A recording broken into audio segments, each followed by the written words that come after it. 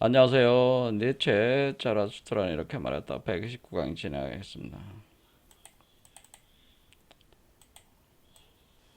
어, 조라스터 페르시아의 위대한 종교인이었죠. 조라스터교를 창시를 했습니다. 보통 이분이 활동하던 시기를 기원전 10세기 정도로 보고 있는데, 이분이 창시한 종교가 조라스터교고, 이 조로아스터교는 기독교에 굉장히 깊은 영향을 끼치게 됩니다. 제가 지금 운영하고 있는 채널 이름이 조아학당이잖아요. 그래서 조아학당의 조아라는 말이 이 조로아스터의 조로의 조와 아스터의 아를 뽑아서 쓰는 게 이제 조아학당이기 때문에 저는 나름대로 그 조로아스터교에 대한 공부를 좀 했다 이렇게 생각하시면 됩니다. 그래서 좀 알죠. 그러다 보니까 그러니까 그 기독교의 그 사유 체계에 조라스가 얼마나 깊은 그 심리한 영향을 끼쳤는지 나름대로 저의 관점은 이제 가지고 있습니다. 그래서 니체도 조라스터에 대한 어떤 이 교회에 대한 다양한 문헌 자료들을 아마 접했을 거로 생각이 돼요. 그러니까 원래 니체는 문헌학자였잖아요. 문헌학 교수로서 당대 그 젊은 시절에 최고의 경지에 올라서 존경을 받던 사람이었다. 그러다가 이제는 비극의 탄생이라는 거를 써서 냈다가 문헌학계에서 추방을 당하는 굴욕을 당하게 되죠. 니체가. 어쨌든 문헌학자로서는 최고 수준의 능력을 인정을 받았었습니다. 그래서 조라스터교에 대한 당시 유럽 쪽으로 들어오는, 그러니까 조라스터교가 페르시아 쪽 이란 쪽 분이시니까 데이터를 아마 많이 수집을 해서 알고 있었을 것이다. 저는 그런 생각을 합니다. 뭐 니체를 계속 이제 강의를 했지만은 가장 깊은 영향을 준 거는 그리스의 그 디오니소스 자그레우스 신화 내용들이고, 또 책 이름 자체는 또 조라스터라고 짜라수트라는 이렇게 말했다로 돼 있으니까 조라스터교로부터 영향을 많이 받았을 거예요. 또 하나 이제는 보면은 북유럽 신화, 그리고 이쪽에 그 인도 쪽에서 들어온 각종 그 요가 사상 체계에서도 영향을 많이 받았을 거로 생각이 돼요. 니체가. 그러니까 굉장히 공부가 많이 깊은 분이시다 그런 얘기죠. 그래서 제가 지금 강의하는 내용들도 사실은 니체도 어느 정도 간파를 하고 있는 내용이 아니었냐 이런 생각을 할 수가 있는 거죠. 기독교에서의 그 성모 마리아의 처녀 잉태설이라고 하는 걸 지금 이제는 살펴보고 있는 건데, 결국 우리가 예수 그리스도라고 하는 존재는 그 성모 마리아의 그 성령으로 잉태를 해서 육화시킨 자란 말이에요. 성령으로 잉태, 육화, 출산한 한 것이 성모 마리아가 출산을 한 거죠. 성령으로 수태해가지고 육화 출산을 시키는. 그런데 이러한 그 처녀 잉태설이라고 하는, 그러니까 이게 예수 그리스도가 이제 구세주에 해당, 이제 구원자의 처녀 잉태설이라고, 이제 구원자의 처녀 잉태, 구원자가 처녀 잉태를 통해서 태어난다는 거죠. 그래 할 때 이러한 개념은 원래 이 조라스터교에서 또 핵심적인 사상 체계였다는 거죠. 지난 시간에 한 내용을 다시 좀 정리를 해보자면은 그 조라스터교의 에도 아주 중요한 내용이 뭐냐면은 종말론에 관련된 내용들이 있다면 종말.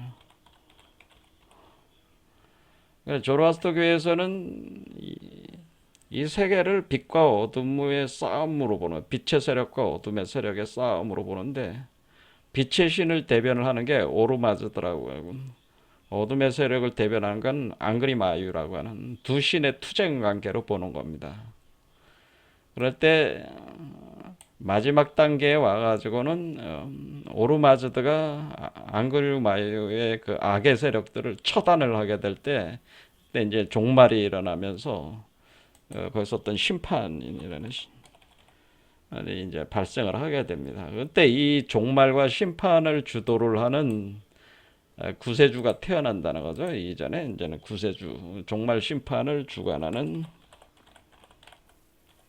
구세주.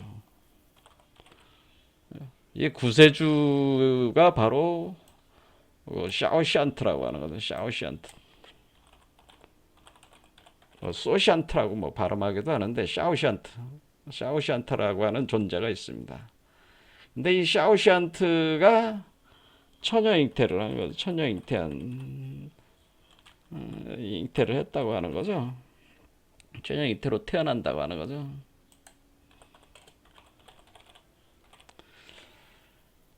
그러니까 그럴 때 이때 이 처녀가 이제 15살 처녀가 15세 처녀라는. 근데 왜 15라는 말, 15라는 개념을 쓰냐면 의미가 있는 거예요, 이것도. 숫자에 심오한 의미를 담아놨습니다, 사실은. 뭐 그런 것까지 얘기를 풀어서 또 설명을 해드리면은 시간이 많이 흘러가니까 그냥 가겠습니다. 자, 15세면은 엄청나게 아름다운 젊은 여성이죠. 거의 소녀에 가까운. 이 처녀가 호수에 들어가죠.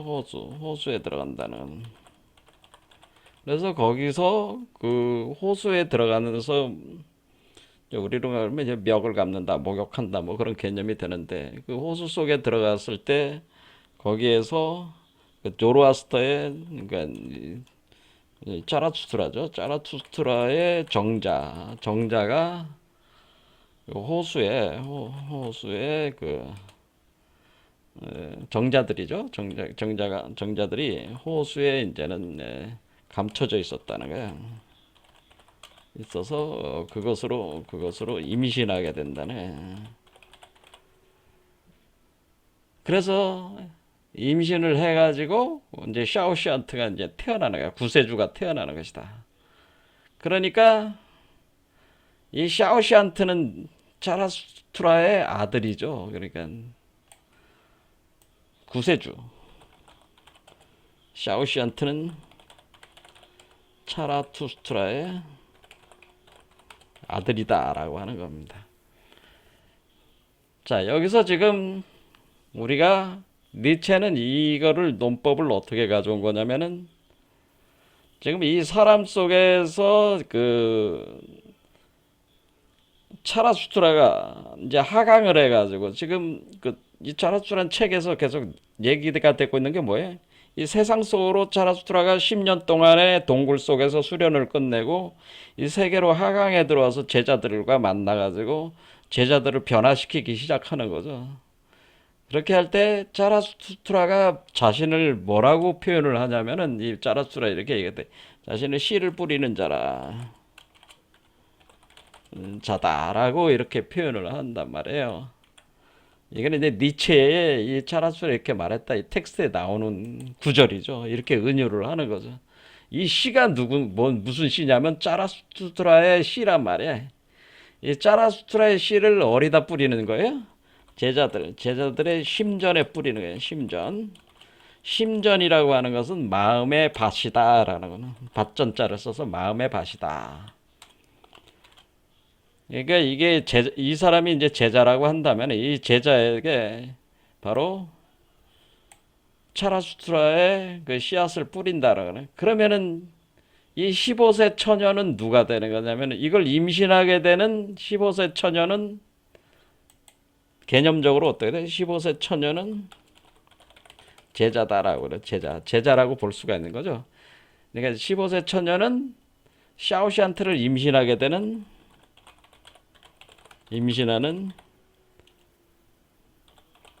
수태하는 제자가 되는 거죠. 그래서 이 샤오시안트를 길러내면은 샤오시안트가 태어나는 거죠. 그럼 이 샤오시안트가 누구라는 거예요? 샤오시안트가 니체는 뭐라고 표현한 거예요? 그걸 오버맨, 위버맨시라고 하는 거죠. 그러니까 샤오시안트가 위버맨시입니다. 그러니까 샤오시안트가 위버맨시가 된 거죠. 이게 명칭들을 이렇게 쓰는 거잖아요, 지금. 그러니까 샤오시안트가 사실은 위버맨시예요. 자, 그러면은 15세 처녀라고 하는 것은 개념은 제자가 그러니까 차라수트라의 그 가르침을 수용을 해가지고 차라수트라의 씨앗을 수용을 해가지고 심전에 마음의 밭에 이걸 마음의 밭이라고 심전이 마음의 밭에 심은 자들 심은 사람이 바로 15세 처녀가 되는 거죠. 15세 처녀가 이제 역사적인 어떤 사람을 얘기하는 게 아니고 여자를 얘기하는 게 아니고 여성체로서 조로아스터의 씨앗을 받아들이는 제자, 그 제자가 남자든 여자든 상관없이 그 심전, 마음의 밭에 그 씨앗을 받아들이는 자들이 바로 15세 처녀가 되는 거고 그것이 수태가 되는 거잖아요. 그럼 수태가 돼서 태어난 그 샤오샨트 구세주가 위버맨시가 된다고 하는 거예요.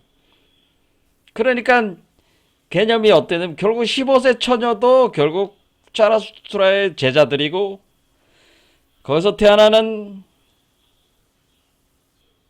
차라수트라의 아들 그게 바로 샤오시안트란 말이야. 그렇죠. 샤오시안트는 차라수트라 아들이잖아요. 그러니까 아들이 바로 위버맨시가 되는 거잖아. 그러니까 15세 처녀도 차라수트라의 가르침을 받은 제자요. 태어나는 자도 차라수트라의 가르침을 받은 제자라는 거죠. 단지 그것이 여성적인 모체 작용을 하고 그것이 변화를 일으켜서 남성적인 아이로 태어나는 거죠. 이렇게 태어나는 것이다 라고 하는 겁니다. 자, 이렇게 될 때 샤오시안트가 이렇게 태어나는 과정이 종말의 과정이라고 인식을 한 거죠. 이것이 바로 누가 종말하는 겁니까? 제자가 종말을 하고 다시 거듭나는 거죠. 지금 제자가 이전의 제자의 그 인간으로서의 그 사람으로서, 그러니까 지금 그 사람이라고 하는 거, 인간이라고 하는 것은 짐승과 위버맨시의 노인 달이라고 했으니까 그 인간의 세계가 종말을 하고 그 샤오시안트를 수태한 위버맨시를 수태한 사람으로 그 위버맨시로 그 사람이 다시 거듭나는 과정이잖아요. 이게 그러니까 이게 거듭나는 거죠. 이 거듭나는 과정이 결국 죽음과 재생의 과정이라는 거죠. 그리고 이것이 죽고 재생하는 과정이 바로 종말과 심판의 과정이라고 하는 거죠. 이해가 되시죠? 자, 그럼 종말을 할 때 우리는 샤오시안트가 모든 악을 소멸한다. 모든 악을 소멸하고 지옥을 정화한다. 이렇게 얘기를 할 때 모든 악을 소멸하고 지옥을 정화를 한다고 하는 것 자체가 결국 그 악의 요소가 악이라고 하는 것이 그것이 악이라고 하는 것을 죄라고 이렇게 개념을 잡아보면은 결국 죄악을 소멸한다는 거죠. 죄악을 소멸한다. 샤오시안트가 죄악을 소멸하는 거니까 지금 이 사람, 그러니까 이 샤오시안트를 임신하게 수태한 이 사람의 모든 죄, 그 악마성, 이 사람이 가지고 있는 지옥의 특성들을 다 정화시킨다. 그러면은 죄악을 소멸한다. 이렇게 되는 거니까 이것은 이 사람이 저지른 모든 죄악을 누가 해결을 하는 거예요? 샤오시안트가 해결을 하는 거잖아요. 그러니까 이것이 죄의 대속이라고 하는 이걸 죄의 대속 대신 죄를 대신 짊어졌다. 짊어지고 해결한다. 이런 개념이 당연히 되는 거니까 이거 지금 뭐 기독교하고 똑같잖아요. 개념이. 그렇죠. 그리고 이 샤오시안트가 이렇게 심판을 할 때 그 죽은 자들을 부활시킨다라는 부활시킬 때 어떻게 부활시키냐면은 육체로 부활시킨다. 육체를 다시 얻게 해가지고 부활시킨다네. 그러니까 죽은 자들을 육체를 입은 상태로 부활한다고 하니까, 그러면은 죽음과 재생이라고 하는 거는 이 과정 자체가 지금 죽는 과정이고 재생하는 거니까, 결국 이 제자는 죽어서 육체를 입은 상태로 부활되는 거잖아요. 그럼 이거는 뭐예요? 이거는 성육화 되는 거잖아요. 성육화. 그렇죠. 성육화가 되는, 지금 샤우트는 위버맨시로의 성육화잖아요. 그렇죠. 이것이 위버맨시라는 그 아이로 성육화가 되는 현상을 사실은 조라스터교의 그 아베스타 경전 그런 데서 자세하게 설명을 하고 있는 거죠. 조라스터교의 여러 가지 텍스트들이 전수가 되고 있는데, 뭐 가터스, 분다이슨 뭐 이런 자료들이 있습니다. 그런 것들을 보면은 이 모든 내용이 사실은 이 처녀의 잉태로부터 시작되는 모든 심판 과정, 예? 바로 이 내용이 그대로 현재 기독교의 모든 것을 포함하고 있는, 사실 이 조라스터교가 사실은 기독교의 투영이 된 거예요. 그래서 현재 기독교의 그 사유 체계가 뭐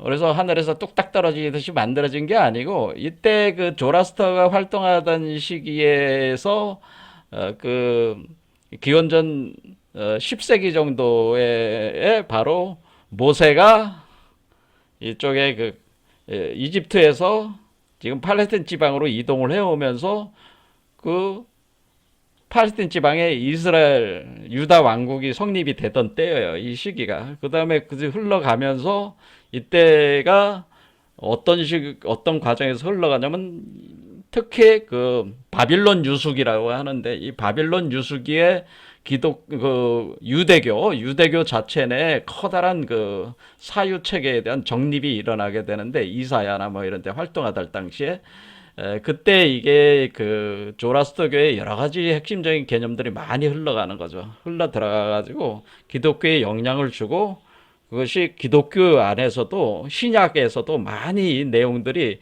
내재가 돼 있다고 하는 겁니다. 이 내용 자체가 그냥 그대로 조라스터교의 내용 자체가 그대로 기독교의 내용과 거의 차이가 없는 내용들이다. 자, 그래서 여기서 15세 처녀가 호수에 들어가서 임신하는 거를, 호수에 들어가니까 물속으로 들어가는데, 물로 들어가는데, 물속에가 들어가서 조라스터의 씨앗이니까, 씨앗으로 임신했으니까 물속이라는 게 물이잖아요. 그래서 조라스터의 씨앗은 조라스터의 성령의 결집물이다, 이렇게 보시면은, 그것을 제가 요드해 바브해에서 그 요드다라고 하는데, 요드 카발라 절학에서 그 신의 정자다라고 하는 겁니다. 신의 정자. 그러니까 이것은 지금 여러분들이 지금 우리가 요한복음 3장에 나오는 물과 성령으로 거듭난다는 의미와 같은 거죠. 이게 그러니까 지금 니고데모가 찾아와서 이렇게 요한복음 3장에 거듭나는 방법을 묻잖아요. 그랬을 때 예수가 뭐라 그래요? 사람이 물과 성령으로 거듭나지 아니하면 하나님의 나라에 들어갈 수 없느니라. 이렇게 할 때에 물과 성령으로 거듭난다, 이런 표현을 썼잖아요. 그러니까 이 물이라는 게 뭐예요? 호수물을 얘기하는 거죠. 호수물. 그렇죠. 이 성령은 뭐예요? 조로스터의 그 기운, 영적인 정자, 그것을 받아들이는 게 성령의 형태로 들어와서 그것이 응집이 돼서 정자가 돼서 들어오는 것이 이게 성령이란 말이에요. 그러니까 물과 성령으로 거듭나라. 그러니까 이 조라스터가 뭐예요? 빛의 신, 바로 오르마즈드의 대리자란 말이에요. 그러니까 그 빛이 들어와가지고 성령의 불이 들어와서, 오르마즈드의 성령의 불이 조라스터를 통해서 들어와가지고 그것이 정자화가 돼가지고 몸속에 심어지는 거기 때문에 물과 성령으로 거듭나는 형태로 지금 이 샤오시안트가 태어나는 거잖아요. 그러니까 니체는 자신의 저서에서 이런 내용들을 얘기하지는 않지만은, 사실은 조라스터교 자체가 태어나는 그 샤오시안트라는 그 마지막 구세주, 그 구세주가 바로 위버맨시고, 그 위버맨시가 바로 물과 성령으로 거듭나는 존재라고 하는 것이, 이게 물과 성령으로 거듭나는 존재는 물과.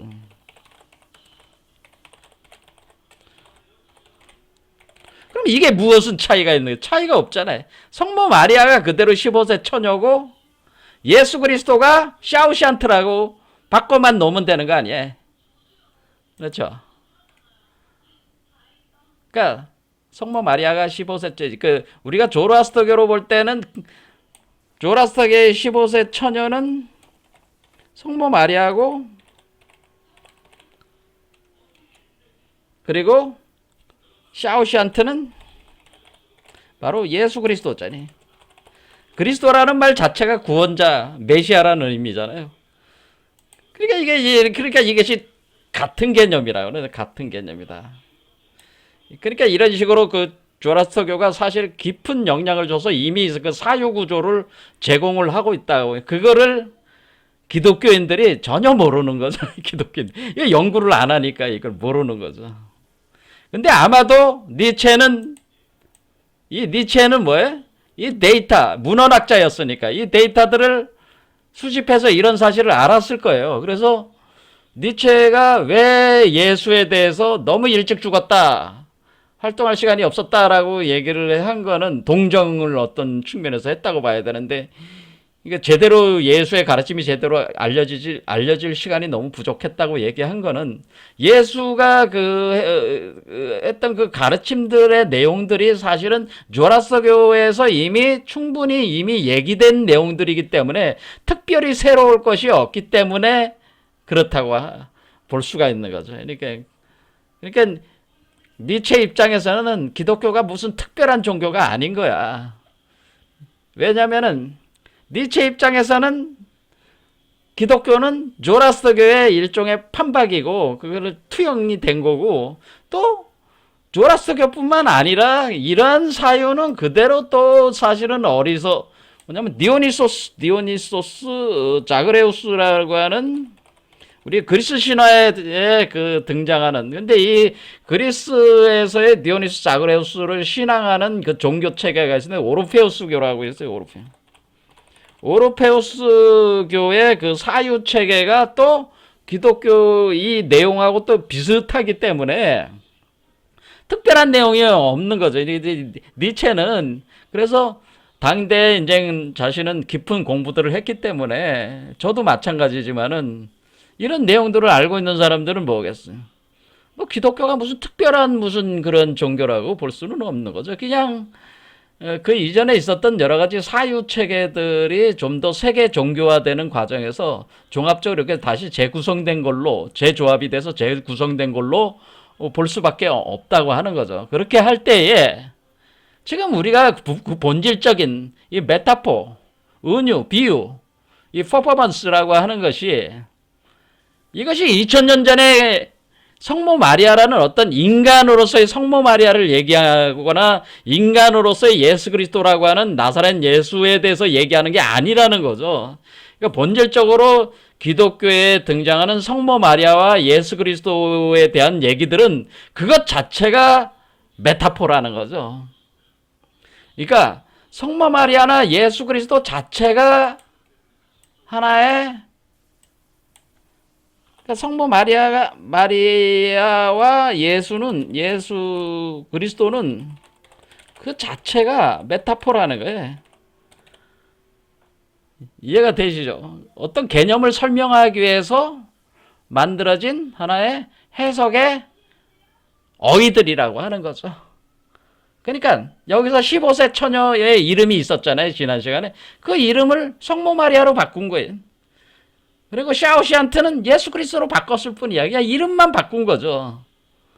그러니까 이 자체 그러니까 이것은 2000년 전에 그 어떤 인물이 있어가지고, 그것이 무슨 인물들이 있어가지고 성모 마리아와 예수 그리스도라는 그 사람들이, 아니 그 나사렛 예수라는 그 역사적 인간들이 뭘 하는 거하고는 전혀 상관이 없는 개념이라고 하는 거죠, 이게. 그래서 이런 관점에서 기독교들은, 그리고 예수 그리스도의 그 가르침들은 그래서 이런 메타포 체계를 통해서 그 감춰진 비밀을 설명하고 있는데, 도마복음 같은 데서. 근데 현재 기독교인들이 자꾸 뭐를 하는 게, 이거 자꾸 역사적인 어떤 그런 존재들로서 이것을 자꾸 육적으로, 그걸 뭐야? 지금 문제는 뭐냐면은 이거는 이제는 어떤 육적으로 이해를 자꾸 하고 있다. 이게 제 기독교의 가장 큰 문제다라는 거예요, 지금. 기독교인들은 자신들의 그 기독교 사유 체계는 이 메커니즘을 메타포 사유 체계에서의 어떤 변화는 인간의 변화에 대한 그런 메커니즘을 드러내기 위한 하나의 언어적 구성으로 만들어낸 해석 체계라고 생각하지 않고 이것을 육적으로 받아들여 가지고 거기에 집착을 해버리니까 2000년 전에 뭐 심판 십자가에 못 박아서 죄를 다 대속했다느니 뭐 이런 말들을 기가 막힌, 그래도 죄를 대속했으면 인간이 정화가 돼가지고 죄가 없어야 되는데 지금 인류 자체가 얼마나 커다란 고통을 받고 있고 서로가 고통을 주고 있습니까? 그 중심에 지금 기독교라는 게 있잖아요. 지금 서양 문명이 인류에게 얼마나 큰 고통을 만들어주고 있어요. 그 중심에 기독교가 있단 말이에요.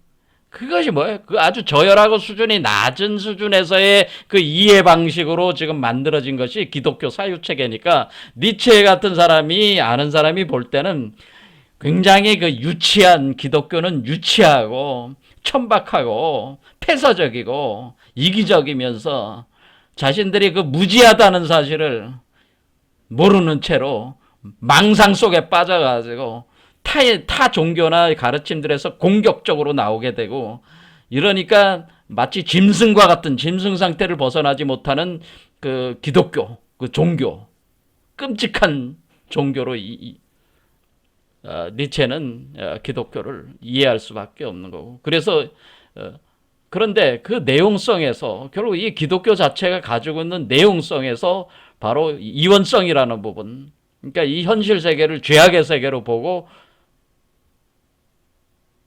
어떤 가상적인 상상의 세계를 자신들이 만들어낸 그 망상의 세계를 진실된 세계로 보면서 이 세계를 완전히 처절할 만큼 망가뜨리고 있는, 그리고 철저한 허무주의로 들어가 있는 이 상황 자체에서 니체는 극도의 그 분노를 기독교 사제들에게, 그리고 학자들에게, 기독교 학자들에게 느낄 수밖에 없는 거죠. 그래서 공격을 할 수밖에 없는, 이러한 기독교라면은 없어져야 된다는 거죠. 해체되고 파괴되고 소멸돼야 된다는, 더 이상 인류를 변화시킬 수 있는 생명력을 상실했다는 거예요. 왜냐하면은 지금 우리가 성모 마리아와 예수 그리스도는 죽은 게 아니란 말이에요. 2000년 전에 죽고 끝난 게 아니고 바로 우리 현실에서의 니체의 관점에서 볼 때는 위범의식을 수태분만하는 과정과 같은 개념이기 때문에 현실에서 생생하게 살아있는 그 상황인데 이런 살아있는 그 삶에서 이것을 적용하는 게 아니고 이미 죽어버린, 2000년 전에 죽어버린 인간들, 죽어버린 성모 마리아, 죽어버린 예수 그리스도를 집착을 하면서 이 현실 속에서 살아있는 성모 마리아, 살아있는 예수 그리스도를 자신들이 구현을 하려고 하지 않기 때문에 기독교 자체가는 이미 생명력을 상실한 종교다, 그렇게 본다고 하는 거죠. 자, 그래서 정리를 하자면은 결국 예수 그리스도가 위범의시고 성모 마리아가 위범의시를 탄생시키는 처녀고 그런 거예요. 성처녀란 말이에요.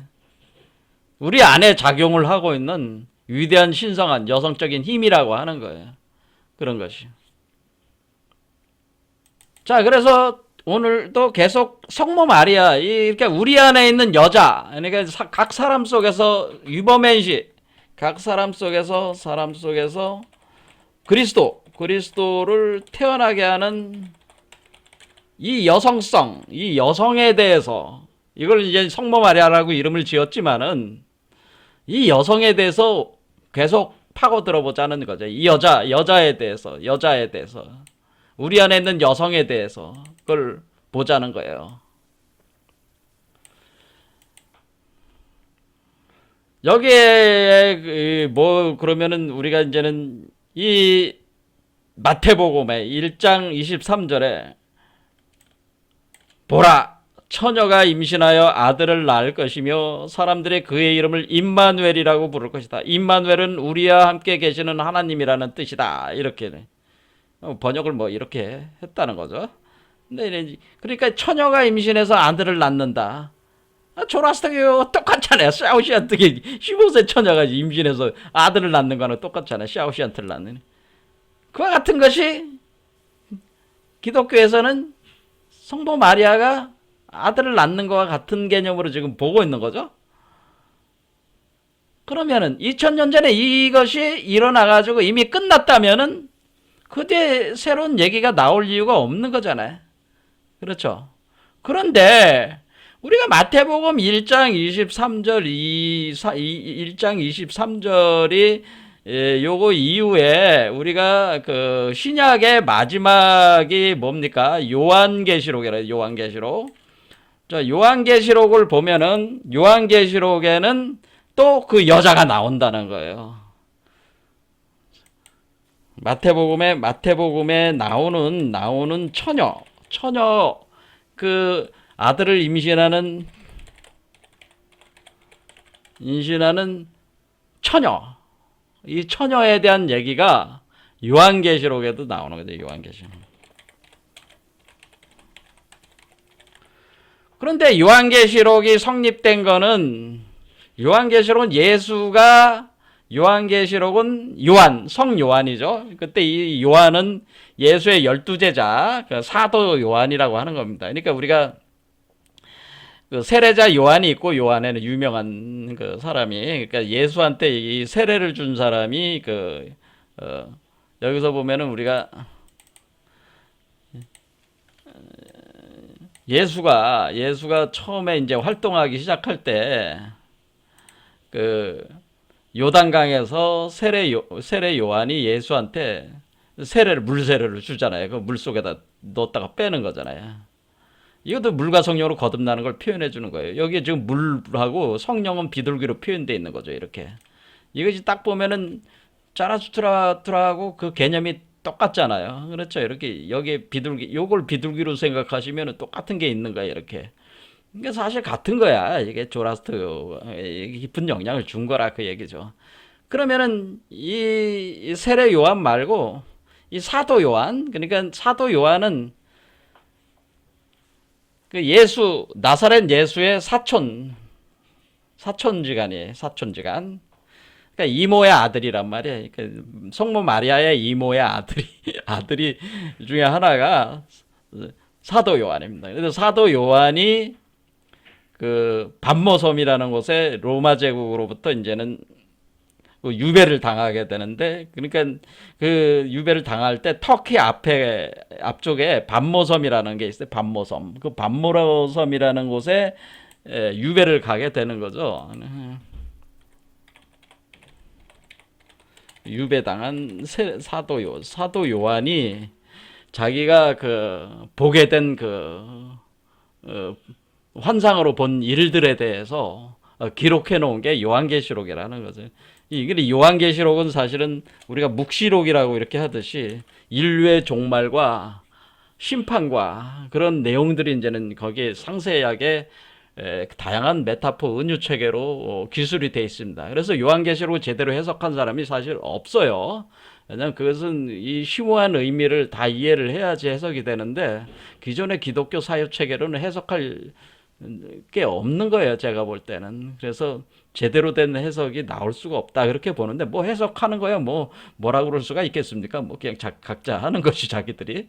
근데 어쨌든 이 사도 요한이 반모섬의 유배를 가서 그 환상으로 본 사건이 하는 거니까 사실은 이거는 예수 사후잖아요. 그러니까 나사렛 예수의 역사적 인간으로서의 나사렛 예수의 사후에 벌어진 일이잖아요. 그러면은 예수가 태어나는 사건이 우리가 마태복음 1장 23절에 보라 처녀가 임신하여 아들을 낳을 것이며 사람들이 그의 이름을 임마누엘이라고 부를 것이다 라고 할 때에 여기에 나오는 마리아와 그 아이가 있잖아요. 아들이 있잖아요. 태어나는 아기가 있잖아요. 그렇죠. 이 아기가 근데 요한계시록에 예수는 이미 죽은 이후인데 역사적으로 그 요한계시록에 똑같은 그 체계로서 등장을 한다는 거예요. 이 처녀와 아들에 대한 얘기가 또 등장을 한다는 거예요. 그러면 마태복음에 있는 그 처녀와 아들은 누구고 이렇게 볼 수 있어요. 마태복음에 나오는 처녀와 아들은 누구며, 아들과 요한계시록에 나오는 처녀와 아들은 누구냐. 이렇게 이제 이거는 그렇죠. 이거는 이제는 이 문제를 풀어야 되는 거예요. 그러니까 이것이 동일한 그 개념으로 반복돼서 이렇게 등장을 한다고 하는 거를 아는 사람이 별로 없어, 사실은. 근데 제가 오늘 이제 그걸 설명해 드리는 거예요. 자, 그래서 요한계시록에 어디에 나오냐면은 요한계시록 12장에 나옵니다.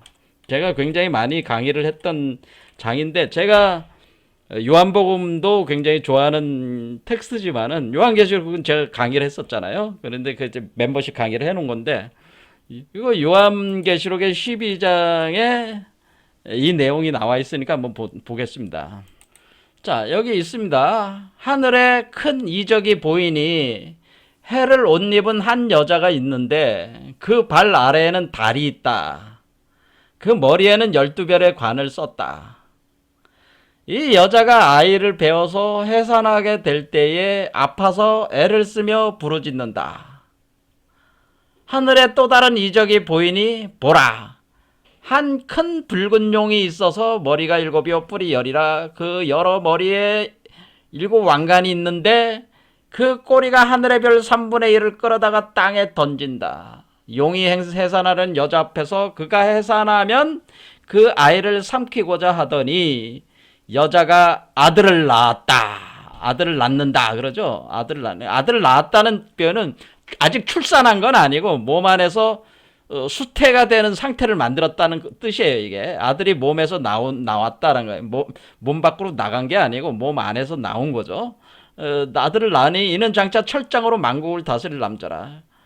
그 아이를 하나님 앞과 그 보좌 앞으로 올려가더라. 그 여자가 광야로 도망침에 거기서 1260일 동안 그를 양육하기 위하여, 양육을 한다는 양육 위하여 하나님께 예비하신 곳이 있더라. 하늘에 전쟁이 있으니 미카엘과 그 천사들이 용과 더불어 싸울세. 용과 그의 사자들도 싸우나 이기지 못하여 다시 하늘에서 그들이 있을 곳을 얻지 못한지라. 큰 용이 내쫓기니 옛뱀꽃 마귀라고도 하고 사탄이라고도 하며 온 천하를 꿰는 자라. 그가 땅으로 내어 쫓기니 그의 사자들도 그와 함께 내쫓기느라. 그러면서 여기에 이제 쭉 이제 내려가면은, 여기는 뭐 또 구절 읽으면 시간이 많이 가니까 13절에 가면은 용이 자기가 땅으로 내쫓긴 것을 보고 남자를 낳은 여자를 박해하는지라. 그 여자가 큰 독수리의 2날개를 받아 광야 자기 곳으로 날아가 거기서 그 뱀의 낫을 피하여 한 떼와 2떼와 반 떼를 양육받음에 여자의 뒤에서 뱀이 그 입으로 물을 강같이 토하여 여자를 물에 떠내려가게 하려 하되 땅이 여자를 도와 그 입을 벌려 용의 입에서 토한 강물을 삼키니 용이 여자에게 분노하며 돌아가서 그 여자의 남은 자손 곧 하나님의 계명을 지키며 예수의 증거를 가진 자들과 더불어 싸우려고 바다 모래 위에 서 있더라. 이렇게. 자, 그래서 여기서 보면 이 구절에 여기에 이 그대로 뭐가 나오네. 여자가 등장하죠. 여자가 등장하는데 여자와 해산하는 여자가 있고 그 아들이 나오죠. 이 여자가 뭐야? 아들을 낳는다. 자, 그러면 이 해산하는 여자와 아들을 낳는 이 현상이 지금 어떻게 된 거예요? 이 현상이 지금 이 요한계시록에 나오는 이 해산하는 여자와 아들이 그대로 사실은 뭐예요? 마태복음에 나오는 이 처녀와 아들과 같은 개념이라는 거죠. 똑같잖아, 지금. 그렇죠. 그게 요한계시록 12장 4절 용이 여자 앞에서 그가 해산하면 그 아이를 삼키고자 하더니 여기 지금 그러니까 여기에 이 여자도 지금 아들을 안고 있죠. 여기 지금 성모 마리아의 마태복음에 아들이 나온 걸 보고 있잖아요. 근데 이 아들을 삼키려고 해, 용이. 근데 이 용을 가리켜서 뱀이라고도 했단 말이에요. 옛뱀이라고도 한다, 그런 얘기. 근데 여기서 등장할 때는 뭐가 등장하는 거예요? 이제 붉은 용과 뱀이 등장을 하는 거죠. 뱀. 이 붉은 용이 뱀이죠. 이게 옛뱀이, 붉은 용이 곧 옛뱀이요. 그러면서 여기서 또 등장하는 게 뭐냐면은, 방금 전에 여러분들이 봤지만은, 이 아이를 양육하기 위해서, 하게 하기 위해서 큰 독수리가의 두 날개를 받았다고 그랬잖아요. 그 독수리가 등장하는 거죠. 독수리.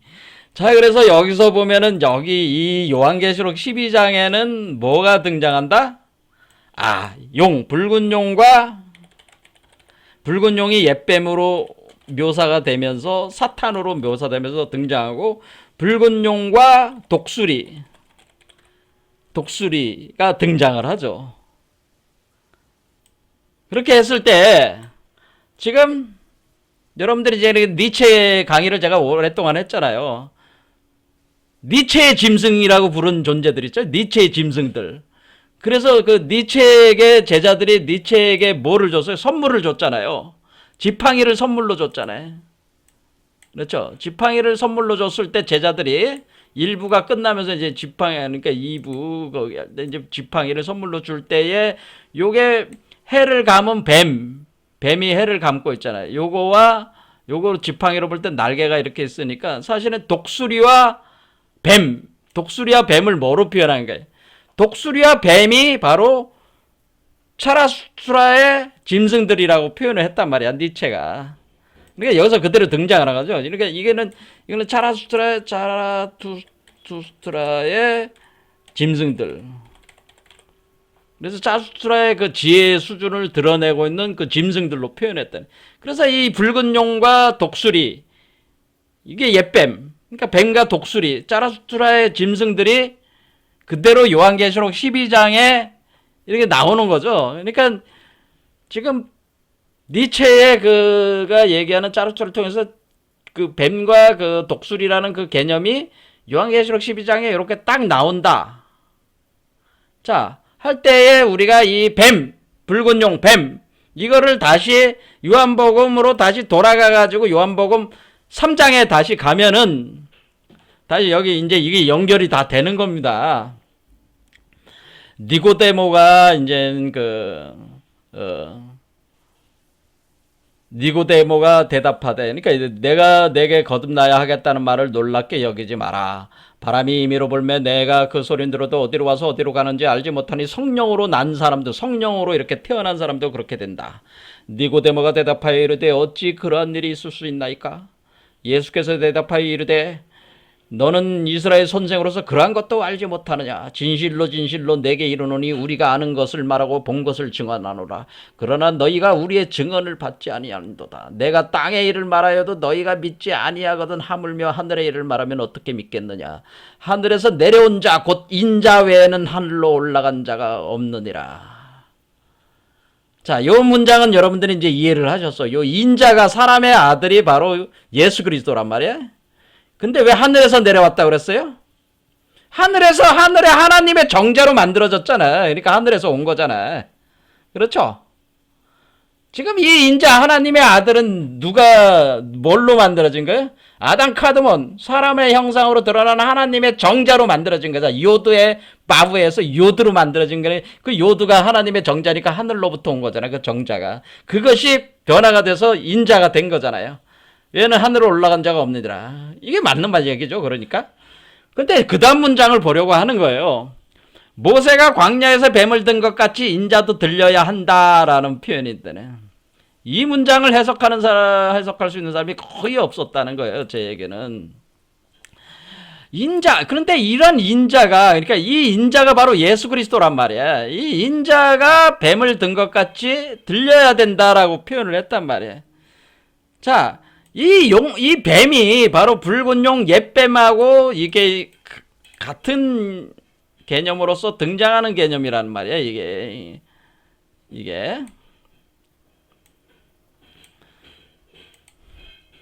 그래서 여기 뱀을 든 것 같이 뱀을 들어 올린다고 하는 것은 뱀을 하늘로 날아오르게 만든다는 뜻이에요, 뱀을. 나뭇가지에 감고 올라간다. 그러니까 선악과 사건으로 보면 그런 건데, 이렇게 날아 올라가는, 하늘로 올라가게 하는. 그러니까 인자가 하늘에서 내려와서 하늘로 다시 올라가는 것이다. 그러니까 하늘에서 내려온 자 외에는 올라갈 자가 없다는 건, 하늘에서 내려왔으니까 다시 하늘로 올라가는데, 그 들린다로 가는 게 하늘로 올라간다는 뜻이에요. 그러니까 뱀은 땅의 존재인데 하늘로 올라간다. 여기로 보면은 지금 용뱀이, 마귀 사탄에 해당되는 이 붉은 용이 하늘로 올라가서 싸우는 거, 하늘에서 전쟁을 일으킨 거잖아요. 그렇죠. 하늘로 올라가는 거라면. 이렇게 붉은 용이 올라가는 현상이 있어야 된다고 하는 거예요. 이 붉은 용이. 그래, 여기서 그래서 뱀의 얘기가 나오잖아요. 그리고 그 뒤에 독수리 얘기가 나오니까 지금 예수에게도 뭐가 있는 거예요? 여기서 태어나는 이 아들이 사실은 예수란 말이에요. 예수. 사실은 이 아들이 예수 그리스도인데, 이때 정확히 얘기하자면은 예수 그리스도라기보다는 보혜사 성령을 받은 사람들, 보혜사 성령을 받아서 그럼 보혜사 성령은 왜 예수라는 보혜사 성령을 받아서 육화한 사람들이란 말이에요. 이 사람들이, 이 해산하는 여자들이. 그러면 여기서 이게 육화를 한 게, 여기 이 사람들도 그리스도를 낳게 되는 거죠. 똑같이. 그러니까 이 사람들을 뭐라고 불렀냐면은, 이 사람들을 이긴 자라, 이기는 그라고 불렀단 말이에요. 이 사람들이 이기는 그들. 그러니까 이긴다는 표현을 썼단 말이에요. 그리고 흰옷 입은 사람들. 이렇게 표현한단 말이에요. 이 예수라는 보혜사 성령을 받아서 육화가 된 사람들. 지금 짜라수라의 그 정자를 받아서 육화하는 사람들, 제자들이 그렇게 되는 거잖아요. 마찬가지로 예수라는 그 존재에 의해서 그 존재의 보혜사 성령을 받아서 육화한 사람들, 그 육화하는 사람들이, 이런 사람들이 이기는 그들, 흰옷 입은 사람들로 요한계시록의 묘사가 되는 거란 말이에요. 그런데 여기에 이제 등장을 할 때에 우리가 모세의 광야가 뱀을 든 같이 인자도 들려야 하려니, 이렇게 뱀과 그다음에 이 양육하기 위해서 독수리의 날개를 받아서 갔다 하는 건 뱀과 독수리가 이렇게 나오게 되는 거죠. 그러니까 지금 짜라수트라의 니체가 얘기하는 짜라수트라의 그 짐승들이 그대로 예수의 짐승들이라고 하는 것이 표현이 돼 있는 것이다, 그런 얘기입니다. 제 말씀은 이게 다른 얘기가 아니고, 짜라투트라의 뱀과 독수리가 바로 예수의 뱀과 독수리다, 라고. 뱀과 독수리 같은 게예요. 그러니까 사실은 니체의 가르침과 예수의 가르침이 다른 게 아니라는 거죠. 니체의 가르침과 예수의 가르침은 동일한 가르침이라는 거예요. 제가 늘상 얘기하지만, 왜냐면 동일한 짐승들이기 때문에 그래. 이거에 대해서는 좀 더 나중에 상세히 좀 봐야 되지만은, 어쨌든 여러분들이 탁 바로 이해가 되지는 않으실 것 같아요. 왜냐하면 여러분들은 하나의 고정된 사유책에 사로잡혀 있어가지고, 뱀, 용, 그러면 뭐 악마, 사탄, 여기 악마 사탄이라고 기록돼 있으니까 또 그 마귀 아니야, 적그리스도 아니야, 이런 식의 여러분들의 그런 식의 그 육적인 어떤 그 관념에 사로잡혀서, 그 망상에 사로잡혀 있어가지고 제가 하는 말을 이해를 못한단 말이야. 그럼 그걸 제가 그게 아니라고 또 설명을 하려면 또 시간이 굉장히 오래 걸린단 말이에요. 그러니까 이게 힘든 거예요. 마귀가 아니고 사탄이 아니야. 이거는 이 상황 자체를 표현해주는 언어 문맥적으로 이게 어휘를 쓴 거라, 그 얘기예요. 여러분들이 참 그게 어려운 점이에요. 이렇게 강의하면서도 이치를 설명한다는 게 참 늘상 이해가 안 돼서 다시 이걸 이해를 시켜야 되니까 너무 어렵다는 거지. 근데 그 기독교인들이 특히 자기들 망상 속에 빠져가지고 벗어나려고 하질 않아. 거기에 똥을 싸고 앉아가지고 그냥 죽치고 앉아서 죽든 살든 거기서 그 기독교 사제들이나 그 학자들이 만들어낸 이론 체계 안에 갇혀가지고 그렇게 살다가 뭐 지옥에 떨어진들 뭐 어떻게 뭐 할 수가 없는 거죠. 자기들이 살기 싫다는데 뭐 어쨌든 해. 살기 싫다는 고생 좀 더 하겠다는데 그냥 놔둬야지 뭐 방법이 없잖아요. 그런데 자기들만 고생하면 모르겠는데 이 세상 사람들에게 고통을 주니까 그게 문제죠. 기독교인들이. 자, 어쨌든, 자, 그러니까 여기서 지금, 보니까 여기에도 여자가 나오고 아들이 나와, 해산하는 여자. 그러면은 여기에 나오는 여자와 아들과, 지금 마태복음에 나오는 여자와 아들이, 그게 무슨 차이가 있는 거냐, 이런 거죠. 그 무슨 차이. 이거를 구별할 수 있어야 된다는 거죠. 그래서 여기서 나오는 여자와 아들은, 여기서 해산하는 여자는 세상 사람들을 얘기를 하는 거예요. 세상 해산하는 여자들. 해산하는 여자는 뭐라 그랬어요? 그 사람. 그 보혜사 성령이라는 예수라는 보혜사 성령을 받아들이는 사람들이 해산하는 여자들이고 그 사람들 속에서 그리스도로 태어나는 게 그 그리스도가 아들이라는 거예요. 그래서 그거를 이기는 그들, 흰옷 입은 사람들이 바로 해산하는 여자고 이기는 그들, 흰옷 입은 사람들, 이 사람들에서 몸에서 태어나는 그 아들이 여기서 등장하는 아들이다 그런 얘기예요. 그런데 그것이 어떻게 해서 나온 거냐면 보혜사 성령을 통해서 이것이 진행된 것이라고 하는 걸 제가 말씀을 드리는 겁니다. 그리고 보혜사 성령이 뭡니까? 또 이렇게 물을 거 아니에요? 그러면 또 이거 설명을 또 해드려야 된단 말이에요. 사실 정확하게 더 알려면 보혜사 성령이라는 개념을 더 정확하게 우리가 파악을 해야지만 이 이치를 깨달을 수가 있단 말이에요. 이 시간의 간극이 있으면서 이렇게 등장하는 똑같은 여자와 아들이 계속 이렇게 등장하는 이유가 왜 그런 것이냐. 그것이 그 사이에 뭐가 있어. 예수가 죽어서 부활해가지고 하늘로 올라간 승천한 그 사건이 있었고 그 이후에 쓰여진 거 아니야. 이게 지금 내용이. 그래서 이 요한계시록 12장의 형태를 표현한 게 요런 그림들이라는 이렇게 여자가 아이를 안고 있잖아요. 그럼 용이 이렇게 잡아먹으려고 이렇게 있잖아요. 그다음에 요런 거 여기도 이제 아이가 있고 여기 용이 있잖아요. 여기도 아이가 이렇게 안고 있고 밑에 용이 있고 그걸 미카엘 천사가 공격을 하는 거예요. 천신들이 이렇게 표현하죠. 이렇게 임신한 여자를 먹으려고 이렇게 하는. 그런데 이 용이 조아라스터의 그 종말에도 등장하는 용입니다. 이 용이 사실은. 그러니까 용이 기독교 이 요한계시록에 처음 등장한 게 아니고 이것도 역시 그 조라스터교의 영향을 깊이 받은 거라 이거죠. 아까 그 조라스터교의 내용에서 이제는 종말의 과정을 보면은 샤오시안트가 최종 그 구세주고 그 전에 똑같이 그 조라스터의 씨앗을 받아서 잉태가 돼서 수태돼서 나오는 게 1000년마다 한 명씩 두 명이 먼저 나오게 됩니다. 두 번째 나왔을 때 이 붉은 용과 이 용과 싸운다 그랬네요. 그래서 여기 이 종말관에서는 조라스터교에서는 이 용을 이 아지다 아카라는 용이 있습니다. 이 아지다 아카라는 용이 그 최종 보스예요. 그러니까 우리가 앙그리마유라는 그 어둠의 신, 어둠의 악신의 세력에 대변하는 최종 보스, 가장 강력한 보스가 바로 아지다 아카라는 용. 이게 붉은 용, 불타는 용뱀이라는 뜻이에요. 이게 그러니까 아지다 아카가 있었다는 거죠.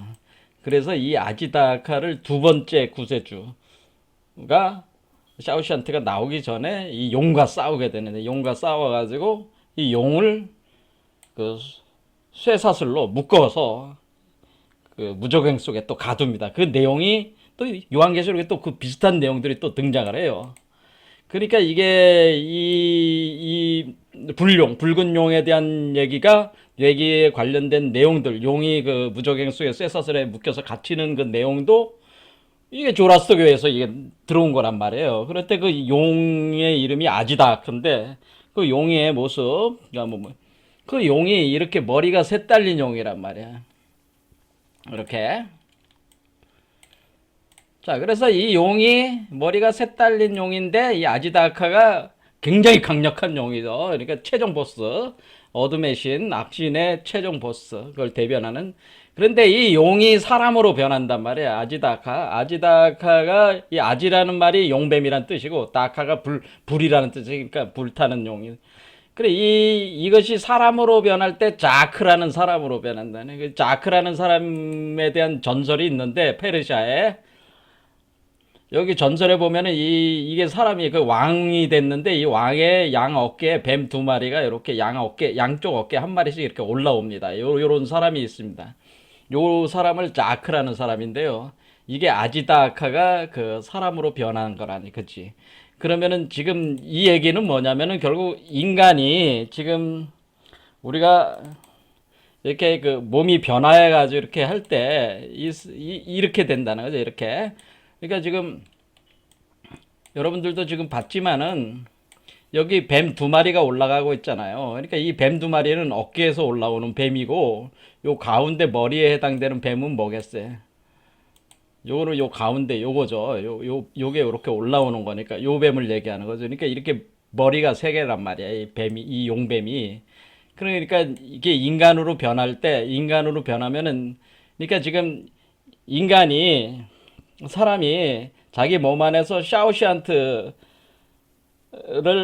이 아들을 이렇게 태어나게 할 때, 이 머리가 셋 달린 용이 발동을 하는 현상이 일어나는 거죠. 그러니까 이 성처녀가 임신을 하는 현상이 일어나면은 이 용들이 양쪽에 두 마리 뱀이 올라오면서 이게 이제는 이게 양쪽 어깨에 이렇게 표현을 한 거죠. 이 사람들이 이렇게 변하는 것이다라고 하는 거를 이것도 뭐예요? 페르시아에서도 이렇게 은유적으로 이렇게 상징적으로 이렇게 역사적으로도 표현을 하지만은 이런 식으로 표현을 주고 있다 그런 겁니다. 그러니까 붉은 용도 어리에 있는 거예요. 붉은 용도 사람 속에 있는 거죠. 사람 속에서 이 메커니즘이 작용을 할 때 우리가 유범의실을 수태 분만할 때 예수 그리스도를 수태 분만할 때 반드시 용뱀이 이렇게 올라오는 이 상이 올라오는 과정이 있다는 거죠. 그러니까 예수가 인자가 광야에서 뱀을 든 것 같이 용이 아니까 저 모세가 그 인자도 들려야 한다는 그 표현이 이 표현이라는 거지. 이렇게 올라오는 개념이라는 거지. 이렇게. 자, 그러면 오늘 이제는 요 정도로 해서 마치겠는데요. 어쨌든 우리는 여기서 그 기독교라고 하는 그 요한계시록 내용도 그렇고 거기에 나오는 붉은 용의 용뱀에 대한 내용도 그렇고 그 종말에 대한 내용들이 상당히 조라스터교로부터 엄청난 영향을 받아가지고 기독교가 그러니까 기독교 이전에 기독교 유대교 이전에 조라스터교로부터 깊은 영향들을 받았다고 하는 거를 확인할 수가 있다는 거예요. 이런 내용들 속에서 사실 동일한 구조로 돼 있는 거죠. 우리가 궁을영부 빈몸 활성화라고 하는 이 과정 자체가 우리 몸 안에서 초인을 생성하는 이 과정 자체가 예수 그리스도를 태어나게 하는 과정이고 그리고 위범의식을 태어나게 하는 과정이다 그런 얘기.